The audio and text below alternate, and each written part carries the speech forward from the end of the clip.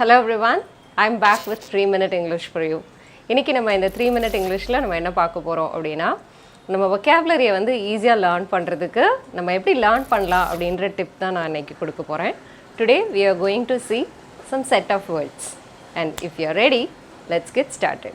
இன்னைக்கு நம்ம வந்து ஒரு word அந்த வேர்டோட noun form என்ன, adjective form என்ன, adverb எப்படி வரும் அதோட meaning நம்ம பார்க்க போறோம். First one is fortunate. Fortunate இதோட meaning என்ன அப்படினா lucky அப்படின்றது அதோட meaning. I'm lucky, you are lucky அப்படினு சொல்லுவோம் இல்லையா? So instead of saying lucky, you can use I'm fortunate to have you as my followers அப்படினா நீங்க என்னோட followers-ஆ இருக்கிறதுக்கு நான் ரொம்ப கொடுத்து வச்சிருக்கணும் அப்படினு சொல்றது. She is so fortunate to have such a loving family. We are quite fortunate that nobody was hurt in the accident. அந்த ஆக்சிடெண்ட்ல யாருக்கும் எந்த பாதிப்பும் இல்லை. So we are so fortunate, we are so lucky அப்படின்னு சொல்லலாம். Second one is fortunately, which means luckily. இது வந்து நம்ம adverb-ஆ யூஸ் பண்ணுவோம். இதோடைய மீனிங் என்ன அப்படின்னா அதிர்ஷ்டவசமாக அப்படின்னு சொல்கிறதுக்கு fortunately யூஸ் பண்ணுவோம். இப்போ ஃபார் எக்ஸாம்பிளுக்கு fortunately we reached home before it started raining. மழை வர்றதுக்கு முன்னாடியே ஒரு நல்ல வேலையாக நம்ம வந்து வீடு வந்து சேர்ந்தாச்சு அப்படின்னு சொல்லுவோம் இல்லையா? So luckily we reached home. Instead of saying luckily, you can use fortunately. So எங்கெல்லாம் luckily அப்படின்னு சொல்லணுமோ அதுக்கு பதிலாக நீங்கள் வந்து fortunately அப்படின்ற வேர்ட் நீங்கள் யூஸ் பண்ணிக்கலாம். So next one is fortune. Fortune வந்து நவுனாக ஆக்ட் ஆகும். இதோடைய மீனிங் என்ன அப்படின்னா a large amount of money or a profit or property.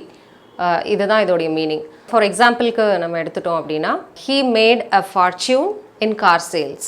Car சேல்ஸில் அவருக்கு நிறைய மணி வந்து அவர் ஏர்ன் பண்ணியிருக்கிறாரு அப்படின்றது தான் இந்த சென்டென்ஸோட meaning. Let's see some more example.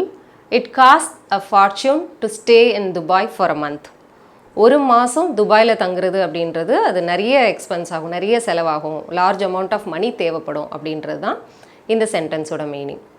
Now it's time for Mala's tip. இன்னைக்கு என்னோட டிப் என்ன அப்படின்னா நம்ம வந்து இந்த fortunately அப்படின்னா அதிர்ஷ்டவசமாக அப்படின்னு யூஸ் பண்ணலாம் அப்படின்னு பார்த்தோம்.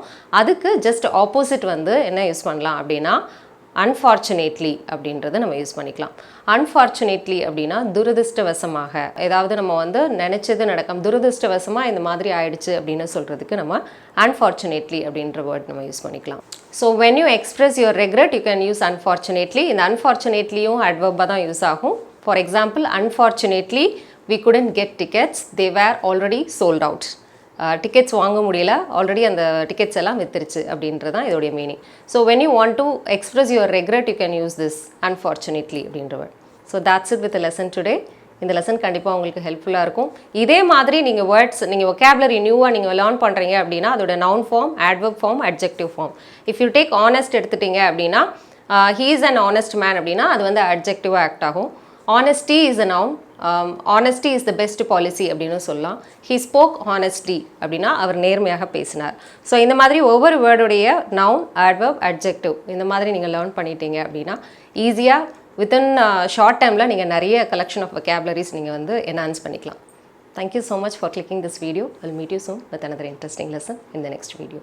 Till then, you take care. It's bye from Mala. See you.